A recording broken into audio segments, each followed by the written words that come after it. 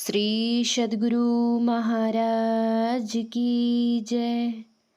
सत्संग सुधा सागर से गुरु महाराज का प्रवचन। इस जीवन के बाद और क्या होगा। प्यारी जनता, आप सब लोग खेती करते हैं। यदि आप लोग खेती ना करें तो क्या होगा। अन्न नहीं होगा, भोजन समाप्त हो जाएंगे। संसार में कैसे जीवन रहेगा। भूख लगने पर जो कष्ट होता है लोगों को मालूम है। भोजन नहीं मिलने पर जो नहीं खाने का वह खा लेता है, जो नहीं करने का वह कर लेता है। विश्वामित्र बड़े तपी थे, उनके समय अकाल पड़ा था तो किसी तरह प्राण बचाने के लिए लोग वृक्ष का छिलका पत्ता खा गए। विश्वामित्र ऐसे तपस्वी होते हुए भी डोम के यहाँ कुत्ता का मांस लिया, सो भी चोर के रूप में। डोम के पहचानने पर विश्वामित्र बोला, मनुष्य मरने की अवस्था में प्राण बचाने के लिए प्राण रक्षार्थ कोई भी उपाय कर सकता है। प्राण बचने पर अनेक धर्म हो सकते हैं, कहकर भोजन किया। भंगहा में एक माई दूसरे गांव से आई थी। भूख सहन न कर सकी तो अपने बच्चे को पकाकर खा गई। बिना खेती किए खाना कैसे होगा, वस्त्र कैसे पहने, द्रव्य भी कहाँ से आवे। केवल हीरा मोती घर में रहे और खाने की चीज न रहे तो भूखे मर जाएंगे। लोग इसी डर से खेती करते हैं कि खेती नहीं करेंगे तो भूखे रहना पड़ेगा। लड़के गुरुजी के डर से, घर में माता पिता के डर से पढ़ते हैं। इस अवस्था में नहीं पढ़ने से पीछे संसार में विद्याहीन होकर महादुखी होगा। ऊंचे ऊंचे हाकिम तक डर के मारे अपना अपना काम करते हैं। ठीक ठीक काम नहीं करने से पद से नीचे गिरा दिए जाएंगे, बदनामी होगी। इस प्रकार अपने जीवन में सुख से रहने के लिए लोग डर के मारे प्रबंध किया करते हैं। जो अपने लिए सुप्रबंध नहीं करते वे दुखी रहा करते हैं। डर बहुत बड़ी कड़ी छड़ी है। डर से लोग संसार का प्रबंध करते हैं सुखी रहने के लिए। यह भी डर रखो कि इस जीवन के बाद और क्या होगा। केवल शरीर को जला देने से ही काम समाप्त नहीं हो जाता। शरीर छूटने पर वह अपने कर्म के अनुकूल लोक में जाते हैं, पितृलोक, ब्रह्मलोक या नरक। जैसा कर्म किया है उसके अनुकूल फिर उसको भोगकर इस संसार में आता है। गाड़ी की पहिया के समान उलट पुलट होता रहता है। प्रत्येक बार के जन्म में दुख सुख होता रहता है। ब्रह्मा के धाम में जाओ तो भी कर्म फल नहीं छूटता। इस प्रकार आवागमन का कष्ट लगा रहता है। सब सुकर्म या सब दुष्कर्म ही किसी से हो संभव नहीं। सब कुछ ना कुछ सुकर्म और दुष्कर्म करते हैं। आदमी कर्म से ही बुरे या भले का संग करता है। सुकर्म करके लोग स्वर्ग जाते हैं, किंतु सब दिन वहाँ रहना नहीं होता। संसार में एक जीवन के लिए प्रबंध करते हैं, किंतु इस एक जीवन के बाद फिर क्या होगा इसके लिए भी करो। निधरक बैठा नाम बिनु, चेती न करे पुकार। यह तन जल का बुद बुदा, बिनसत नाही बार। पाँचों नौबत बाजती, होत छती सो राग। सो मंदिर खाली पड़ा, बैठन लागे काग। संत कबीर साहब, पूर्ण ईश्वर का भजन करो तो सब दुखों से छूट जाओगे। शरीर का यह स्थूल तल है, इसके भीतर जो प्रवेश करता है तो वह सूक्ष्म तल में जाता है। सूक्ष्म तल जहाँ तक है उसको पार करने पर कारण आता है, यह कारण भी छूट जाता है, तब महाकारण होता है। ये चारों जड़ शरीर हैं। जड़ बराबर अज्ञान, इसके बाद चेतन अर्थात ज्ञानमय शरीर आता है। ये ही 5 तल हैं। इन्हीं पांचों तल से शब्द होते रहते हैं। कोई कहे शब्द क्या होता है? बिना शब्द के सृष्टि नहीं होती है। इन पांचों के केंद्र हैं। बिना केंद्र के मंडल नहीं बन सकता। बिना विद्या के कोई ईश्वर को, धर्म को नहीं समझ सकता। कबीर साहब नहीं पढ़े थे, उनका नकल नहीं हो सकता। सूर्य ईश्वर का बनाया हुआ है, मनुष्य अपने से ऐसा कोई बना नहीं सकता। उसी प्रकार कबीर साहब बनाए हुए थे, उनको बनना नहीं था। मिट्टी से बर्तन बनता है। भूमंडल की थोड़ी थोड़ी मिट्टी एक एक बर्तन का कारण है। उन सब थोड़ी मिट्टी का खजाना भूमंडल है। जितनी मिट्टी से बर्तन बनता है और वह जहाँ से मिट्टी ली गई वह भी स्थान है, तो जहाँ से मिट्टी ली गई वह महाकारण है। सब मिट्टी कारण है और उसकी खानी महाकारण है। कारण बराबर बीज सबब। जो कारण रूप में आता है वह फूट फूट बराबर अलग अलग रूप में हो जाता है। वह यह व्यष्टि रूप में है, जो समष्टि रूप में है महाकारण है। 3 गुणों के मिलने को प्रकृति कहते हैं। उत्पत्ति, स्थिति और विनाश, ये ही 3 गुण हैं। उत्पन्न करने की शक्ति रजोगुण, पालन करने की शक्ति सतोगुण, विनाश करने की शक्ति तमोगुण है। इन 3 गुणों से विशेष संसार में क्या है? संसार में यही तीनों गुण काम करते हैं। 3 गुणों के समरूप जो है वह प्रकृति है। उत्पादक, पोषक, विनाशक, तीनों का सम्मिश्रण रूप जो है वह है प्रकृति। यही प्रकृति समरूप में रहने से महाकारण है। इसका नाप जोख नहीं हो सकता। 3 शक्ति जहाँ समरूप में है, कुछ हलचल नहीं हो सकता। 3 छोर वाली रस्सी को 3 बराबर बल वाला आदमी खींचे तो हलचल नहीं होगा। उसी प्रकार तीनों गुण समरूप में रहने से महाकारण है। जब ईश्वर की मौज होगी, प्रकृति के किसी अंश पर मौज पड़ने से उस अंश का भाग कंपित हो जाएगा। यह हो जाएगा कारण, और अकंपित भाग महाकारण होगा। महाकारण के बिना कारण नहीं होगा। धान का बीज कारण है। धान बोने से अंकुर होता है, यह है सूक्ष्म। फिर धान का वृक्ष हो जाता है, तब होता है स्थूल।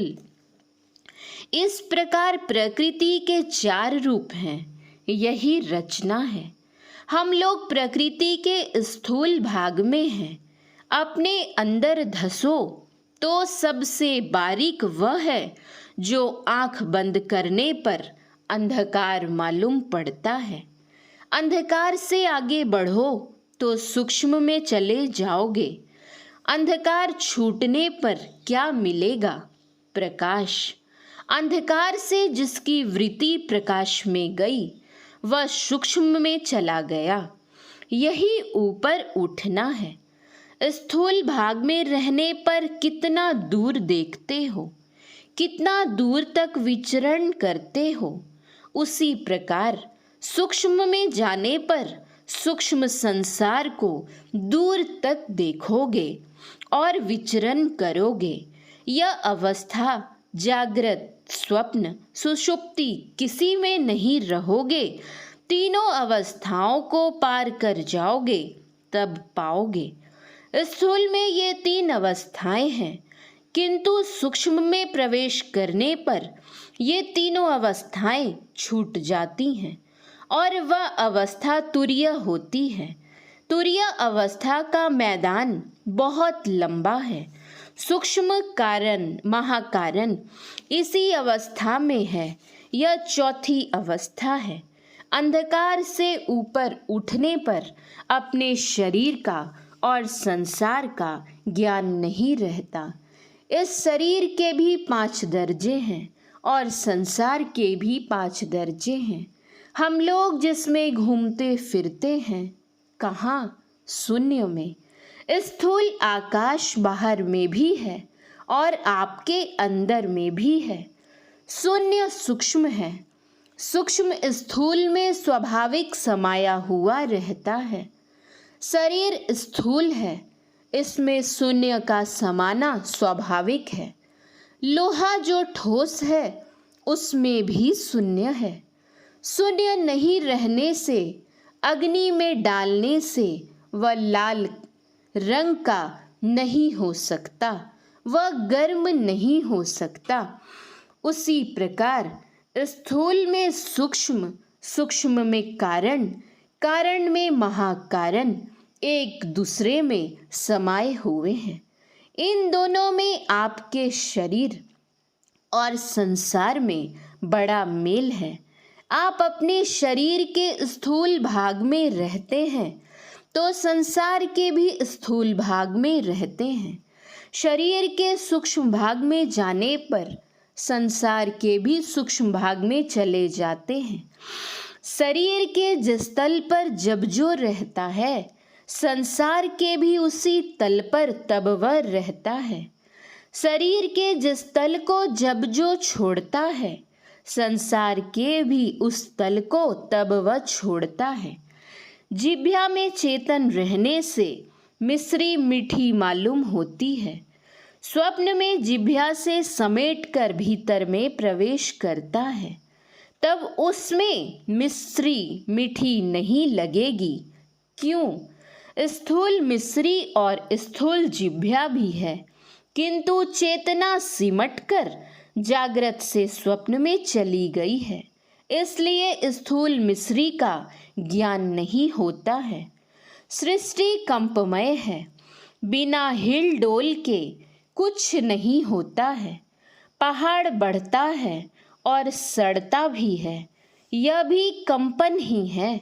शरीर बढ़ता घटता है, बिना कंपन से घटना बढ़ना नहीं हो सकता। कंपन में शब्द अनिवार्य है। 5 नौबत के 5 केंद्र हैं, पांचों में शब्द होते हैं। जिस मंडल में रहते हो उस मंडल के शब्द का ज्ञान छोटा है। पांचों मंडल के जो शब्द हैं वह नौबत है।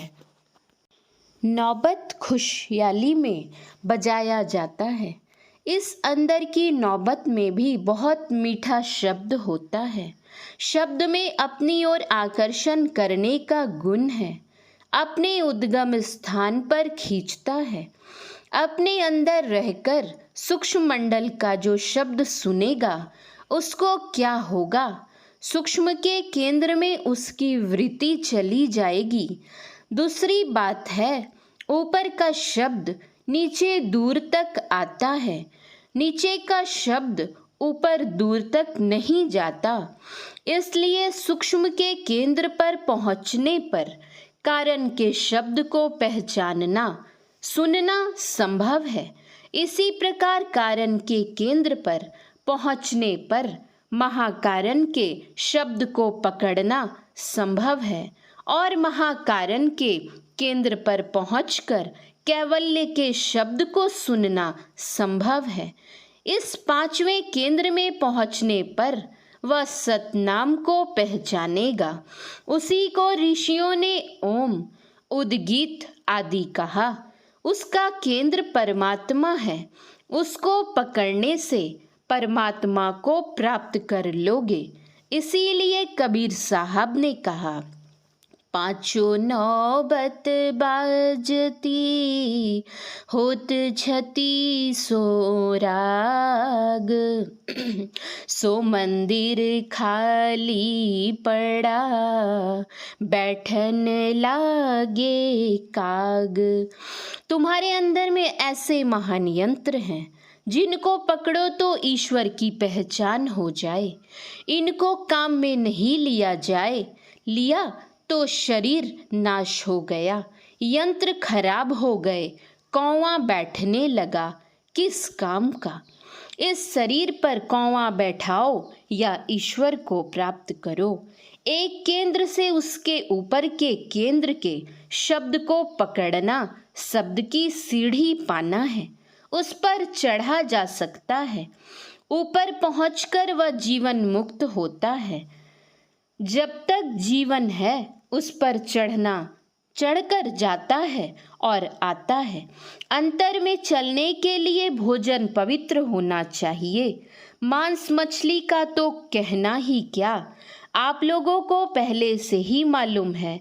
जिस जिस कुल में मांस मछली खाने का चलन नहीं है वह कुल बहुत उत्तम है। नशा में अपव्यय, अपवित्रता और रोग है।